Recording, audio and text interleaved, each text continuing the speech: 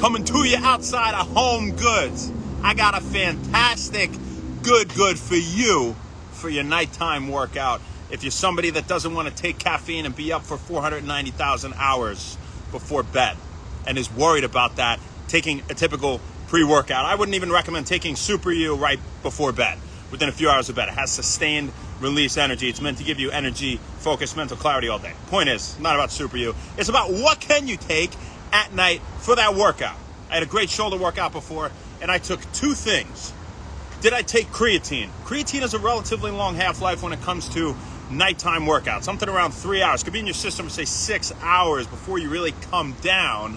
It's sustained energy. That would probably be a no-no if you're working out at like 9 p.m., right? I would say 8 p.m., way after work. 5 p.m., different story. You could take it. I would think by 11 o'clock, you'd be unwinding, you go to bed, unless you go to bed really early.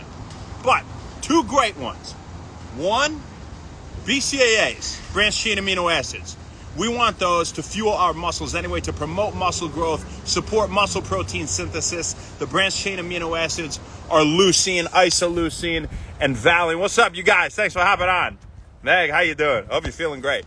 And they directly support muscle growth, right? So that's a fantastic thing. They can also serve as an energy source when you've gotten through. You could go in the car, the keys right here. When you've gone through your amino acid stores in skeletal muscle, or when you've gone through all your sugar, rather, right? And you're doing anaerobic exercise and you need to break something else down for energy, but you don't have enough oxygen to break down fat, you're going to move to amino acids. Having more of them will preserve existing muscle tissue in that regard, serving as an energy source, not having to delve into the muscle you already had, and support muscle growth. They're a great thing. It's like having protein, for example. They're really, amino acids are the building blocks of proteins, right? They're just involved in building proteins in your muscle. And so those are definitely great. That's number one. Now, in terms of performance, more so, I would say my top option for a nighttime workout, beta-alanine. That's that tingly one, makes your face, your forearms, hands tingle. Right, but that's only if you take more than 1.6 grams typically. 0.8 to 1.6 grams won't cause paresthesia, that tingling sensation, which is a harmless side effect anyway, okay? In Super U, we have 1.6 grams, but we have estrogen. Astragalus combined with ginseng improves the absorption by a quarter, right? So it's really like an effective 2 grams. You might feel a few tingles from that. If you're like, wait, it has 1.6 and I felt tingling, right? Anyway, so beta-alanine, what makes it so good? Half-life of beta-alanine, around 25 minutes to an hour. That's a very short half-life. It is not in your system all that long. So some sources say, again, after just 25 minutes, that peak concentration could drop down to half, all right? And so it makes for a fantastic, quick burst of energy for a nighttime workout, right? Now, you can take other things with it that will sustain its release, right? But beta-alanine in isolation, absolutely great. So how much would I recommend taking? Dosage anywhere from 2 to 6.4 grams. Like I said, 1.6 grams even have been used to improve endurance and stamina, general power output, physical performance. I would take somewhere like 3.5 grams. I don't mind the tingles, so if you guys do, you could break it into a few small doses. But again, this is something you're taking late at night before workout. You probably don't have time to take some and then a little more and then a little more. You're gonna take it all at once and go work out, right? That's what I think would happen. Take something like 3 to 4, even 5 grams if you want, right? If you're used to beta-alanine. But again, you're gonna get the tingles if you don't like that. You're gonna get them if you take that much, and if you don't like that, then you could stay away from it. But it's completely harmless, again. So beta-alanine, what does it do really? Well, it's an amino acid, right?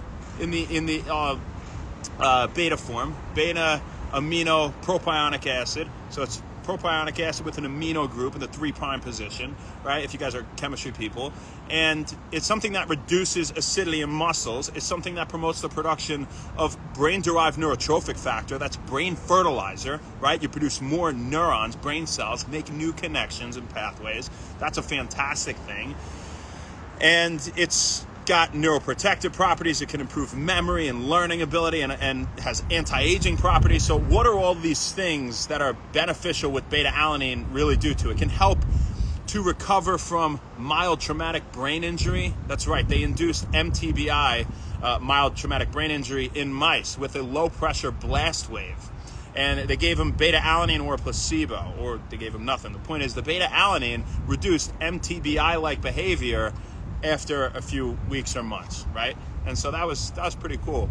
2 grams a day of beta-alanine can improve endurance by around 12% in a couple months, right? So even at lower doses, works very well, and it has benefit. So what are these benefits attributed to? We said it increases levels of brain-derived neurotrophic factor. What about reducing that acidity in the muscles? What about its promotion of longevity, its anti-aging properties, its powerful antioxidant properties? Can reduce stress and anxiety associated with physical exertion, neurological disorders, things of that nature. It produces something called carnosine. Carnosine is this magical anti-aging compound that is formed when beta-alanine combines with another amino acid, histidine. Okay? So why wouldn't I just take carnosine in itself to get more carnosine? Well, actually, the rate-limiting step in carnosine formation involves beta-alanine. So and beta-alanine you find in high levels in meat and fish, by the way. So you don't necessarily have to supplement with it, but you might get a gram here, in a lot of meat, or maybe a gram and a half, or if you're lucky, 2 grams with a lot. So you take a supplement if you're doing it for the workout, right? But it is in these foods, as are things like creatine and carnitine, and all these other good things. And you could take histidine, right, then, and that would combine with beta-alanine? No, if you take histidine, you're not going to produce carnosine as much, right? The body will utilize it maybe for other things. It can be used for carnosine formation, but that rate-limiting step, if you want to boost carnosine levels, involves beta-alanine. Taking carnosine itself actually doesn't raise levels as much as taking beta-alanine. Believe it or not, it's a really interesting thing, right? Something analogous to that would be you look at arginine supplementation, right, compared to L-citrulline, right? Arginine is closer to the end product, nitric oxide, which opens up our blood vessels, improving blood flow, promoting vasodilation in the body, delivering blood oxygen and nutrients to your brain and periphery, muscles and organs. But if you take arginine, the later step, it actually makes you produce less nitric oxide than if you took citrulline. So you got to pay attention to what the rate-limiting steps and reactions are. You have to know what the bioavailability of these amino acids are, or other supplements, meaning how much of them is actually absorbed before it reaches tissues to have an effect, right? You have to know what their first-pass metabolism is, meaning how much is degraded before it reaches tissues. Citrulline's is lower than arginine, and that's a good thing, right? Arginine promotes the production of arginase, an enzyme that breaks it down. And so, before getting on some crazy rant about all these other supplements, beta-alanine, it's a good nighttime workout, pre-workout. That's what we were talking about, man. I forget, I have so much fun out here, I don't even freaking remember. But go for some beta-alanine. That's what I would do at night. I don't think it should keep you up.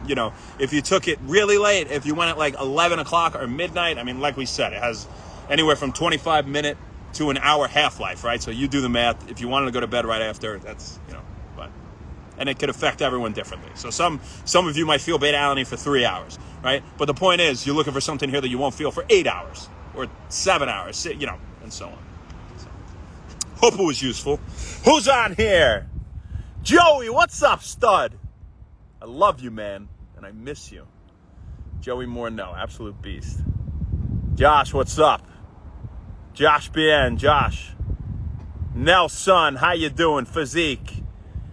NP Panico. How you doing? Miguel Chapa, Antas World, Meg, we said what's up. Rhonda, how you doing? Alton Paz. Dan X Lawrence. Frankie Oliver. Master Sanson, what up, Jeff? How you doing, brother? Moribund, Lion C, and Malcolm, first one of the day. What up, young stud? This one's for you, beast. I'll see you soon. Hassan's 89. You guys have a fantastic rest of your night. It's all we got for you, folks. We'll see you tomorrow, baby. Not sure where, not sure when, but we'll see you then. Say goodnight to Home Goods Marshalls. Say goodnight to Burlington. Say goodnight to me, and I'll see you then. Thanks a lot. I have fun every day doing this. It's great.